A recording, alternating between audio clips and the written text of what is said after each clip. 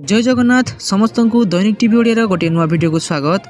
तो देश विदेश आरंभ करी किछि गुरुत्वपूर्ण खबर विषय रे चलंतु नजर पकाई नबा। तेणु आम वीडियो को शेष पर्यंत देखुथांतु। आम वीडियो भल लागिले आम वीडियो गोटे लाइक करी चैनल को सब्सक्राइब कर देबे एवं शेष रे आपण माने कमेंट माध्यम रे जणाइबा को भूलिबेनी आपण माने केउ जिल्ला रु आम वीडियो को देखुछंती। चलंतु नजर पकाई नबा संपूर्ण खबर उपरे। राज्य रे पाणीपाग को नियसिला बड़ खबर। राज्य को पुणी थे लघुचापर प्रभाव आसबार संभावना रही। पाणीपाग विभाग पक्षर जारी होता विस्तारित परिसर आकलन अनुजाई 20 तारिख मध्य एक नुआ पाणीपाग प्रणाली सृष्टि होबार संभावना रही। प्रथम सप्ताहर शेष भाग में अर्थात प्राय अगस्ट 19 तारिख सुधा उत्तर बंगोपसागर उपर एक घूर्णिबलय संचालन सृष्टि होबार आशंका रही। यह घूर्णिबलय प्रभाव में द्वितीय सप्ताहर आरंभ में अर्थात प्राय अगस्ट 20 तारिख सुधा उत्तर पश्चिम बंगोपसागर उपर एक लघुचाप क्षेत्र सृष्टि हो पारे। यह संभाव्य लघुचाप क्षेत्र प्रभाव में ओडिशार पाणीपाग में बहुत बड़ परिवर्तन आसीपारे। तेज लघुचापर गतिपथ शक्ति और यार प्रभाव संपर्क में परवर्ती पाणीपाग आकलन अधिक स्पष्ट चित्र मिल पार। चलो देखिए परवर्ती अपडेट कौन रही। ओडिशा को पुणी फेरिला कोरोना। राजधानी भुवनेश्वर में पुणी जड़े कोविड आक्रांत चिन्हट होता जमापड़ी। बरमुंडा अंचल जड़े 50 वर्षीय व्यक्ति कोविड संक्रमण होता नहीं एक घरे हस्पिटाल पक्षर सूचना दी जाइए। सूचना अनुसार असुस्थता कारण संपृक्त व्यक्ति भुवनेश्वर एक घरे हस्पिटाल भर्ती होते। परीक्षा पर कोविड पॉजिटिव परीक्षा आसी परीक्षा पर कोविड पॉजिटिव रिपोर्ट आसीथिबा हॉस्पिटल कर्तृपक्ष सूचना दैछन्ते। तेबे एही घटना पर राजधानी रे कोविड संक्रमण को नहीं पुणी चर्चा आरंभ होइछे। संक्रमित व्यक्ति स्वास्थ्य अवस्था एवं संक्रमण उत्स संपर्क में अधिक तथ्य मिल पार नहीं। चलो देखिए परवर्ती अपडेट कौन रही। 60 लाख जातीय पताका प्रस्तुति। चलो देखिए संपूर्ण अपडेट कौन रही। समग्र देश में हर घर तिरंगा 2026 अभियान को नहीं उत्साह प्रकाश पाई बेले ओडिशा स्वयं सहायक गोष्ठी अर्थात एसएचजी महिला माने एक विशाल सफलता हासिल करिसेंते। राज्य में 30 जिल्लार मिशन शक्तिर महिला माने निर्धारित समय सीमा पूर्व 60 लाख जातीय पताका प्रस्तुत कर सारी। यही कार्य में 1235 टी एसएचजी 201 टी उत्पादक गोष्ठी अर्थात पीजी एवं 183 टी महासंघर मोट 16,162 जन महिला सदस्य सामिल होते। एने उपमुख्यमंत्री प्रभात परिड़ा कहते आमर मिशन शक्ति महिला द्वारा 28 लाख जातीय पताकार प्रस्तुति समग्र ओडिशा पई गोटे गर्व एवं गौरवर विषय अटे। चलो देखिए परवर्ती अपडेट कौन रही। सेपटे राज्य में धान बिका को नहीं बड़ खबर। बिना एग्री स्टॉक रे बिकी पारिबे धान। चाषी को मिला बड़ आश्वस्ति। एग्री स्टॉक रे पंजीकरण नथिले भी बिकी पारिबे धान चाषी माने। पूर्व वर्ष भली ए वर्ष मध्य पीपास पोर्टाल पंजीकरण करी धान बिक्री करि परिबे। एग्री स्टॉक पंजीकरण को नहीं चाषी महल असंतोष बढ़िबारु राज्य कैबिनेट बैठक में यह बड़ निष्पत्ति निया जाइछे। मुख्यमंत्री मोहन चरण माझी अध्यक्षतार बुधवार कैबिनेट बैठक बसीथिला। एथिरे 6टी विभाग 10टी प्रस्ताव को मंजूरी मिली। सबुठु बड़ निष्पत्ति थिला धान किणा को नहीं उपजुवा एग्री स्टॉक विवाद प्रसंग को नहीं। बैठक पर मुख्य शासन सचिव अनु गर्ग स्पष्ट करिसेंती एग्री स्टॉक रे चाषी पंजीकरण एवं धान संग्रह ऑटोमेशन सिस्टम पीपास पोर्टल रे धान बिक्री पंजीकरण मध्य कौन संपर्क नहीं। एग्री स्टॉक रे पंजीकरण करनथिले मध्य चाषी मंडी रे निज धान सरकार को बिकी परिबे। चलो देखिए परवर्ती अपडेट कौन रही। सेपटे तमाकू गुटखा बैन को नहीं आसिला बड़ खबर। तमाकू गुटखा को नहीं बड़ निष्पत्ति नहीं सरकार। राज्य सरकार गुटखा पान मसला और तमाकू निकोटिन युक्त उत्पाद गुड़िक एक वर्ष कटकणा जारी करिसेंते। ए प्रतिबंधक केवल बिक्री नुहे बरं यार उत्पादन संरक्षण अर्थात स्टोरेज परिवहन एवं बंटन उपर मध्य कड़ाकड़ी भाव लागू करा जायछि। एहा परे समग्र राज्य में जांच अभियान को तीव्र करा जायछि। कर्नाटक रे गुटखा तमाकू उपर बड़ निष्पत्ति ए मामला कर्नाटक राज्यर अटे। राज्यर खाद्य सुरक्षा और औषध प्रशासन विभाग गुटखा पान मसला और अन्य तमाकू बा निकोटिन युक्त संबंधी उत्पाद गुड़िक विरुद्ध में एक बड़ पदक्षेप नहीं। जनस्वास्थ्य को दृष्टि रखी सरकार यह उत्पादर निर्माण गोदाम संरक्षण एणेतेणे परिवहन बजार बंटन और बिक्री उपर एक वर्ष कटकणा लगाई। गणमाध्यम प्रकाशित रिपोर्ट अनुसार विभाग पक्षर एने विज्ञप्ति प्रकाश पाई और यह विज्ञप्ति प्रकाश पाई दिन ठारू आगामी गोटे वर्ष पर्यंत कार्यकारी हेब। तेणु कर्नाटक रे ए प्रतिबंधित उत्पादर व्यवसाय सह जड़ित व्यक्ति मानक पई असुविधा बढ़ी पारे। तो आम ओडिशार जो माने एभली चाहते से आम वीडियो तले निश्चित भाव कमेंट करें। चलो देखिए परवर्ती अपडेट। କ'ଣ ରହିଛି। ସେପଟେ ରାସନ ନେଉଥିବା ବ୍ୟକ୍ତିମାନଙ୍କ ପାଇଁ ଆସିଲା ବଡ଼ ଖବର। ରାସନ ଦୋକାନରେ ଏଣିକି ଚାଉଳ ଗହମ ସହ ଆସିବ ଡିଜିଟାଲ ଟଙ୍କା। ରାସନ ଚୋରି ଏବଂ ଅନିୟମିତତାକୁ ରୋକିବା ପାଇଁ ସରକାର ଆଣିଛନ୍ତି ଏକ ନୂଆ ବ୍ୟବସ୍ଥା। 14 ଅଗଷ୍ଟ 2026ରୁ ଚଣ୍ଡିଗଡ଼ ଏବଂ ଦାଦ୍ରାନଗର ହାବେଳୀରେ ହିତାଧିକାରୀଙ୍କୁ ମିଳିବ ଡିଜିଟାଲ ରାସନ ସବସିଡି, ଯାହା ସିଧାସଳଖ ୱାଲେଟରେ ଜମା ହେବ। କିନ୍ତୁ ଏହି ଟଙ୍କାକୁ ମନ ଇଚ୍ଛା ଖର୍ଚ୍ଚ କରି ହେବ ନାହିଁ। QR କୋଡ୍ ସ୍କାନ୍ କରି କେବଳ ସରକାରୀ ରାସନ ଦୋକାନରୁ ଚାଉଳ କିମ୍ବା ଗହମ କିଣିପାରିବେ ବୋଲି ଏଥିରେ ବ୍ୟବସ୍ଥା କରାଯିବ। PMGKAY ଅଧୀନରେ ଏପର୍ଯ୍ୟନ୍ତ ଲୋକଙ୍କୁ ରାସନ ସବସିଡି ତାଙ୍କ ବ୍ୟାଙ୍କ ଖାତାକୁ ପଠାଯାଉଥିଲା, କିନ୍ତୁ ଅନେକ ସମୟରେ ବ୍ୟାଙ୍କ ଖାତାକୁ ଆସୁଥିବା ଟଙ୍କାକୁ ନେଇ ଲୋକେ ଅନ୍ୟ କାମରେ ଖର୍ଚ୍ଚ କରିଦିଅନ୍ତି କିମ୍ବା ନିଜ ବ୍ୟକ୍ତିଗତ ଆବଶ୍ୟକତାରେ ବ୍ୟବହାର କରିପାରନ୍ତି। ପ୍ରଥମେ ପୁଡୁଚେରୀ ଏବଂ ଗୁଜରାଟରେ ଏହି ବ୍ୟବସ୍ଥା ଆରମ୍ଭ କରାଯାଇଥିଲା। ଏଠାରେ ସଫଳ ପରୀକ୍ଷଣ ପରେ ଏବେ ଚଣ୍ଡିଗଡ଼ ଏବଂ ଦାଦ୍ରାନଗର ହାବେଳୀରେ ଏହି ମଡେଲ ଲାଗୁ କରାଯାଇଛି। ଏହି ଯୋଜନା ସବୁଠାରୁ ବଡ଼ ବିଶେଷତା ହେଉଛି ଏହା ପର୍ପଜ୍ ବାଉଣ୍ଡ ବା ନିର୍ଦ୍ଦିଷ୍ଟ ଉଦ୍ଦେଶ୍ୟ ଆଧାରିତ, ଅର୍ଥାତ୍ ସରକାର ୱାଲେଟକୁ ପଠାଇଥିବା ଡିଜିଟାଲ କରେନ୍ସିକୁ କେବଳ ଗହମ ଚାଉଳ ଭଳି ରାସନ ସାମଗ୍ରୀ କିଣିବା ପାଇଁ ବ୍ୟବହାର କରାଯାଇପାରିବ। ହିତାଧିକାରୀମାନେ ଏହି ଟଙ୍କାରେ ରାସନ ବ୍ୟତୀତ ଅନ୍ୟ କୌଣସି ସାମଗ୍ରୀ କିଣିପାରିବେ ନାହିଁ। ଧ୍ୟାନ ଦିଅନ୍ତୁ, ୱାଲେଟରେ ଜମା ହୋଇଥିବା ଟଙ୍କା କେବଳ 30 ଦିନ ପାଇଁ ବୈଧ ହେବ। ଯଦି ହିତାଧିକାରୀ ଗୋଟିଏ ମାସ ମଧ୍ୟରେ ରାସନ ନ କିଣିଥାନ୍ତି, ତେବେ ଟଙ୍କା ସ୍ୱୟଂଚାଳିତ ଭାବରେ ସରକାରୀ ଆକାଉଣ୍ଟକୁ ପୁଣି ଫେରସ୍ତ ହୋଇଯିବ। ଏହି ସୁବିଧା ପାଇଁ ଆପଣଙ୍କୁ PNB digital rupee app download କରିବାକୁ ପଡ଼ିବ। ଏହାପରେ ଆପଣଙ୍କୁ ନିକଟସ୍ଥ ରାସନ ଅଫିସ୍ କିମ୍ବା କ୍ୟାମ୍ପକୁ ଯିବାକୁ ପଡ଼ିବ ଏବଂ ଆପଣଙ୍କର KYC ପୂରଣ କରିବା ପାଇଁ ଆପଣଙ୍କର ପଞ୍ଜୀକୃତ ମୋବାଇଲ ନମ୍ବର ପ୍ରଦାନ କରିବାକୁ ପଡ଼ିବ। ଯେକୌଣସି ସହାୟତା ପାଇଁ ଆପଣ ଟୋଲ୍ ଫ୍ରି ନମ୍ବର 1800-180-2068ରେ ଯୋଗାଯୋଗ କରିପାରିବେ।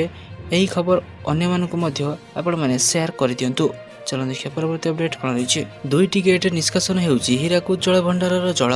ହୀରାକୁଦ ଜଳଭଣ୍ଡାର ପୁଣି 2ଟି ସ୍ଲୁଇସ୍ ଗେଟ୍ ବନ୍ଦ କରାଯାଇଛି। ଫଳରେ ବର୍ତ୍ତମାନ କେବଳ 2ଟି ଗେଟ୍ରେ ଅତିରିକ୍ତ ଜଳ ନିଷ୍କାସନ ହେଉଛି। ତେବେ ବର୍ତ୍ତମାନ ଜଳଭଣ୍ଡାରକୁ 1 ଲକ୍ଷ ଘନଫୁଟରୁ ଉର୍ଦ୍ଧ୍ୱ ବନ୍ୟା ଜଳ ପ୍ରବେଶ କରୁଥିବା ସତ୍ତ୍ୱେ ବାମ ପାର୍ଶ୍ୱରେ 3ଟି ଏବଂ ଦକ୍ଷିଣ ପାର୍ଶ୍ୱରେ ମିଶି ମୋଟ 4ଟି ସ୍ଲୁଇସ୍ ଗେଟ୍ ବନ୍ଦ କରାଯାଇଛି। ଫଳରେ ଜଳଭଣ୍ଡାର ଜଳସ୍ତର ହୁ ହୋଇ ବୃଦ୍ଧି ପାଇବାରେ ଲାଗିଛି।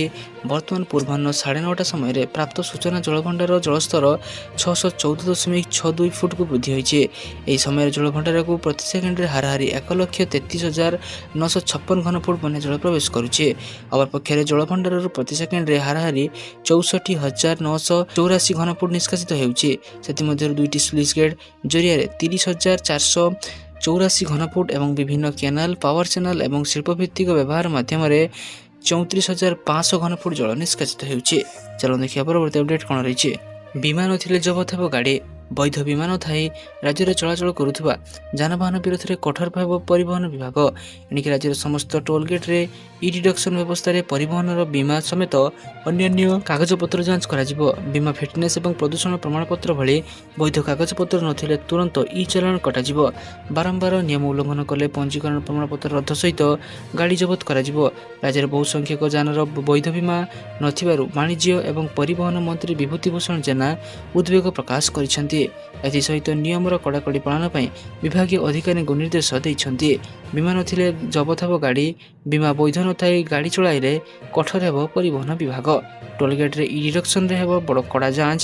ବୀମା, ଫିଟନେସ୍ ଏବଂ ପ୍ରଦୂଷଣ ପ୍ରମାଣପତ୍ର ନଥିଲେ ଚାଲାଣ କଟାଯିବ।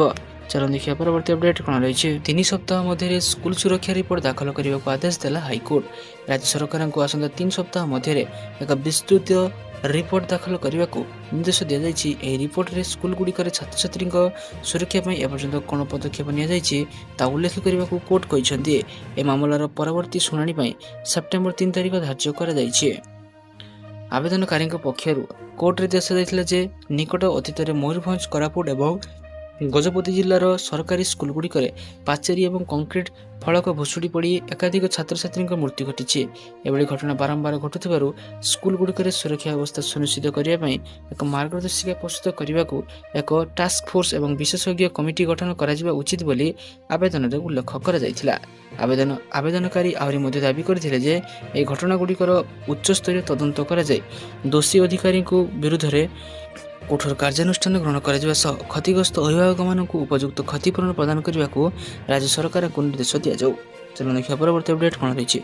ରାଜ୍ୟରେ ପ୍ରତିଷ୍ଠା ହେବ କ୍ରୀଡ଼ା ଅଭିଲେଖାଗାର। ରାଜ୍ୟର ପ୍ରତିଷ୍ଠା ହେବ ପ୍ରଥମେ କ୍ରୀଡ଼ା ଅଭିଲେଖାଗାର। ରାଜ୍ୟରେ ଏଭଳି ଅନେକ କ୍ରୀଡ଼ା କିମ୍ବଦନ୍ତୀ ଅଛନ୍ତି ଯାହାଙ୍କ ବାବଦରେ ନା କୌଣସି ରେକର୍ଡ ରହିଛି ନା ବର୍ତ୍ତମାନର ପିଢ଼ି ସେମାନଙ୍କୁ ଜାଣିପାରୁଛନ୍ତି। କ୍ରୀଡ଼ା ଓ କ୍ରୀଡ଼ାବିତମାନଙ୍କ ସମ୍ବନ୍ଧୀୟ ଏହିଭଳି ଅନେକ ଅକୁହା ଅଜଣା ତଥ୍ୟ ସ୍ଥାନ ପାଇବ ଏହି ଅଭିଲେଖାଗାରରେ। ଏନେଇ କ୍ରୀଡ଼ା ବିଭାଗ ପକ୍ଷରୁ ଆରମ୍ଭ ହୋଇଛି ପ୍ରକ୍ରିୟା। ରାଜ୍ୟର ପ୍ରଥମ ଆଥଲେଟ୍, ଅଲିମ୍ପିକ୍ସ ସ୍ୱର୍ଣ୍ଣ ବିଜେତା ନନ୍ଦକୃଷ୍ଣ ଦାସ ହୁଅନ୍ତୁ ଅଥବା ବିଖ୍ୟାତ ଆଥଲେଟ୍ ତଥା ଫୁଟବଲ ଗୋଲକ ସାମଲ ଅବା ଖ୍ୟାତିସମ୍ପନ୍ନ କ୍ରିକେଟର ଲଲାଟେନ୍ଦୁ ପରିଜା, ଏହି ପୁରୁଖା ଖେଳାଳି ଯଥା ରାଜ୍ୟ ଦେଶ ପାଇଁ ଆଣିଥିବା ଗୌରବର କିଛି ରେକର୍ଡ ନାହିଁ। ଏସବୁ ରକ୍ଷଣାବେକ୍ଷଣ ଏବଂ ପର୍ଯ୍ୟବେକ୍ଷଣ ପାଇଁ ପ୍ରୟାସ ଆରମ୍ଭ କରିଛି ରାଜ୍ୟ କ୍ରୀଡ଼ା ବିଭାଗ। କ୍ରୀଡ଼ା ବିଭାଗ ପକ୍ଷରୁ ପ୍ରତିଷ୍ଠା ହେବ ସ୍ୱତନ୍ତ୍ର କ୍ରୀଡ଼ା ଅଭିଲେଖାଗାର, ଯାହାକି ନା କେବଳ ରାଜ୍ୟ ବରଂ ଦେଶ ପ୍ରଥମ କ୍ରୀଡ଼ା ଅଭିଲେଖାଗାର ହେବ। 50ରୁ 60 ଦଶକ ମଧ୍ୟରେ ଆରମ୍ଭ କରି ପର୍ଯ୍ୟାୟକ୍ରମେ ଓଡ଼ିଆ ଖେଳାଳିଙ୍କ ପ୍ରତିଭା ଲିପିବଦ୍ଧ ରହିବ ଏହି ଅଭିଲେଖାଗାରରେ। ଚାଲ ଦେଖିବା ପରବର୍ତ୍ତୀ ଅପଡେଟ୍ କ'ଣ ରହିଛି। RBI ସେକ୍ସନ କଣ୍ଟ୍ରୋଲର ପଦବୀ ପାଇଁ ନିଯୁକ୍ତି ଘୋଷଣା। ସ୍ନାତକ ପାସ୍ କରିଥିବା ଯୁବପିଢ଼ିମାନଙ୍କ ପାଇଁ ରେଳବାଇରେ ଚାକିରି ପାଇବାର ସୁବର୍ଣ୍ଣ ସୁଯୋଗ ରହିଛି। RRB ସେକ୍ସନ କଣ୍ଟ୍ରୋଲର ପଦବୀ ପାଇଁ ନିଯୁକ୍ତି ଘୋଷଣା କରିଛି। ଆବେଦନ ଶେଷ ତାରିଖ ଅଗଷ୍ଟ 14 ରହିଛି। ଯଦି ଆପଣ କୌଣସି କାରଣରୁ ଫର୍ମ ପୂରଣ କରିବାରୁ ବଞ୍ଚିତ ହୋଇଛନ୍ତି, ତେବେ ତୁରନ୍ତ ସରକାରୀ ୱେବସାଇଟ୍ rrbapply.gov.in ରେ ଆବେଦନ ପ୍ରକ୍ରିୟା ପୂରଣ କରିପାରିବେ। ନିର୍ଦ୍ଧାରିତ ତାରିଖ ପରେ ଆବେଦନ ୱିଣ୍ଡୋ ବନ୍ଦ ହୋଇଯିବ। ସେକ୍ସନ କଣ୍ଟ୍ରୋଲର ପଦବୀ ପାଇଁ ଆବେଦନ କରିବା ପାଇଁ ପ୍ରାର୍ଥୀମାନେ ଏକ ସ୍ୱୀକୃତ ବିଶ୍ୱବିଦ୍ୟାଳୟ କିମ୍ବା ଅନୁଷ୍ଠାନରୁ ଯେକୌଣସି ବିଷୟରେ ସ୍ନାତକ ଡିଗ୍ରୀ ହାସଲ କରିଥିବେ। ଏହା ସହିତ 2026 1 ଜୁଲାଇ ପାଖରୁ ସୁଦ୍ଧା ପ୍ରାର୍ଥୀଙ୍କର ବୟସ ଅତି କମ୍ରେ 20 ବର୍ଷ ଏବଂ 33 ବର୍ଷରୁ ଅଧିକ ହୋଇନଥିବ। OBC ପାଇଁ 3 ବର୍ଷ, SC/ST ପାଇଁ 5 ବର୍ଷ ଏବଂ ଅନ୍ୟାନ୍ୟ ସଂରକ୍ଷିତ ବର୍ଗ ପାଇଁ ବୟସର ଛାଡ଼ ସୁବିଧା ମଧ୍ୟ ରହିଛି। ଆବେଦନ କରିବା ପାଇଁ ଆପଣଙ୍କର ବର୍ଗ ଅନୁସାରେ ନିର୍ଦ୍ଧାରିତ ଫି ପ୍ରଦାନ କରିବାକୁ ପଡ଼ିବ। ଅଣସଂରକ୍ଷିତ, OBC ଏବଂ EWS ବର୍ଗ ପାଇଁ 500 ଟଙ୍କା, SC/ST, PH ଏବଂ ସମସ୍ତ ବର୍ଗର ମହିଳାମାନଙ୍କ ପାଇଁ 250 ଟଙ୍କା ରଖାଯାଇଛି। ଚାଲ ଦେଖିବା ପରବର୍ତ୍ତୀ ଅପଡେଟ୍ କ'ଣ ରହିଛି। ଆସନ୍ତା 18 ତାରିଖ ପର୍ଯ୍ୟନ୍ତ ଓଡ଼ିଶାରେ ହେବ ନାହିଁ DGP ନିଯୁକ୍ତି। ମାସିକ କର୍ମୀ ଜୟନ୍ତ ଦାସ ଏହି ଜନସ୍ୱାର୍ଥ ମୋକଦ୍ଦମା PIL ଦାଖଲ କରିଥିଲେ। ସୁପ୍ରିମକୋର୍ଟରେ ଏହାର ଶୁଣାଣି ହୋଇଥିଲା ଏବଂ କୋର୍ଟ ଏହି ନିର୍ଦ୍ଦେଶ ଜାରି କରିଛନ୍ତି। ଉଲ୍ଲେଖଯୋଗ୍ୟ ଯେ ନୂଆ DGP ଚୟନ ପ୍ରକ୍ରିୟା ନେଇ ଅନେକ ପ୍ରଶ୍ନବାଚୀ ଉଠୁଛି। ବର୍ତ୍ତମାନ DGP Y ଖୁରାନିଆଙ୍କ କାର୍ଯ୍ୟକାଳ ଆସନ୍ତା ଅଗଷ୍ଟ 16 ତାରିଖରେ ଶେଷ ହେଉଛି। ତେଣୁ ତାଙ୍କ କାର୍ଯ୍ୟକାଳ ଶେଷ ହେବା ପୂର୍ବରୁ ରାଜ୍ୟ ସରକାର ନୂଆ DGP ନାମ ଘୋଷଣା କରିପାରନ୍ତି ବୋଲି ଚର୍ଚ୍ଚା ହେଉଥିଲା, କିନ୍ତୁ ସୁପ୍ରିମକୋର୍ଟ ଏହି ନିର୍ଦ୍ଦେଶ ପରେ ଏବେ ସବୁ ଅନିଶ୍ଚିତତା ବଢ଼ିଯାଇଛି। ଚାଲ ଦେଖିବା ପରବର୍ତ୍ତୀ ଅପଡେଟ୍ କ'ଣ ରହିଛି। ବାଂଲାଦେଶକୁ ବଞ୍ଚାଇବ ଭାରତ। ବାଂଲାଦେଶ ବର୍ତ୍ତମାନ ଏକ ଗମ୍ଭୀର ଶକ୍ତି ସଙ୍କଟର ସମ୍ମୁଖୀନ ହେଉଛି। ଏହି ସଙ୍କଟ ନିୟନ୍ତ୍ରଣ କରିବା ପାଇଁ ବାଂଲାଦେଶ ସରକାର ଅଗଷ୍ଟ 12 ତାରିଖରେ ଏକ ଅଫିସିଆଲ ନୋଟିଫିକେସନ ଜାରି କରି ସାରା ଦେଶରେ ସପିଂ ମଲ୍, ମାର୍କେଟ ଏବଂ ଦୋକାନଗୁଡ଼ିକ କେବଳ ପୂର୍ବାହ୍ନ 11ଟା ଠାରୁ ରାତି 8ଟା ପର୍ଯ୍ୟନ୍ତ ଖୋଲା ରଖିବାକୁ ନିର୍ଦ୍ଦେଶ ଦେଇଛନ୍ତି। ବିଦ୍ୟୁତ୍ ଶକ୍ତି, ଖଣିଜ ଏବଂ ସମ୍ପଦ ମନ୍ତ୍ରାଳୟ ପକ୍ଷରୁ ଜାରି ଏହି ନିର୍ଦ୍ଦେଶନାମା ଅନୁଯାୟୀ ସାରା ଦେଶରେ ଚାଲିଥିବା କିମ୍ବା ଆଗାମୀ ଦିନରେ ହେବାକୁ ଥିବା ସମସ୍ତ ମେଳା, ବାଣିଜ୍ୟ ମେଳା ଏବଂ ସାଂସ୍କୃତିକ କାର୍ଯ୍ୟକ୍ରମଗୁଡ଼ିକ ମଧ୍ୟ ରାତି 8ଟା ସୁଦ୍ଧା ଶେଷ କରିବାକୁ କୁହାଯାଇଛି। ଏହା ସହିତ ସନ୍ଧ୍ୟା 7ଟା ସୁଦ୍ଧା ସମସ୍ତ ସଜସଜ୍ଜ ଏବଂ ବ୍ୟବହୃତ ଲାଇଟ୍କୁ ସମ୍ପୂର୍ଣ୍ଣ ବନ୍ଦ ରଖିବାକୁ ନିର୍ଦ୍ଦେଶ ଦିଆଯାଇଛି। ସାରା ଦେଶରେ ଘଣ୍ଟା ଘଣ୍ଟା ଧରି ବିଦ୍ୟୁତ୍ କାଟ ହେଉଥିବାରୁ କୃତ୍ରିମ ଆଲୋକ ବ୍ୟବହାର କମାଇବା ପାଇଁ ସରକାର ପଦକ୍ଷେପ ନେଉଛନ୍ତି। ସାରାଦିନ ଏପରି ବଛା ଏବଂ ଗୁରୁତ୍ୱପୂର୍ଣ୍ଣ ଖବର ଜାଣିବା ପାଇଁ ଆମ ଚ୍ୟାନେଲକୁ ସବସ୍କ୍ରାଇବ୍ ରଖନ୍ତୁ ଏବଂ ଆମ ଭିଡ଼ିଓକୁ ଲାଇକ୍ କରିଦିଅନ୍ତୁ। ଧନ୍ୟବାଦ।